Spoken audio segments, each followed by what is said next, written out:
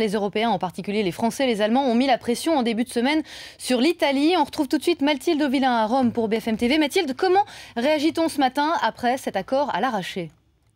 Eh bien certes, avec sa lettre, Silvio Berlusconi a convaincu Bruxelles, mais c'est une victoire temporaire. Tout le monde en est conscient ici, car si l'Europe apprécie les intentions, elle attend maintenant des actes. Et c'est justement ce qui laisse les Italiens perplexes. Comment Silvio Berlusconi va-t-il faire pour mettre en œuvre ce qu'il a promis ? D'autant que ces propositions n'ont rien de très rassurant pour l'Italie, car à part la réforme sur la retraite à 67 ans en 2026, l'autre mesure phare proposée par le gouvernement, eh bien c'est cette procédure de licenciement facilité pour les entreprises en difficulté. Le gouvernement va donc devoir composer avec le mécontentement de la rue. On peut s'attendre à des manifestations, mais aussi à de nouvelles tensions au sein de la coalition, car selon la presse, Silvio Berlusconi aurait troqué l'accord sur les retraites avec la Ligue du Nord contre la promesse d'élections anticipées en mars prochain. Alors la majorité ici vacille un peu plus chaque jour. Hier encore, tandis que le président du Conseil partait pour Bruxelles, le gouvernement était battu 2 fois au Parlement et les députés en sont même venus aux mains au sein de l'hémicycle.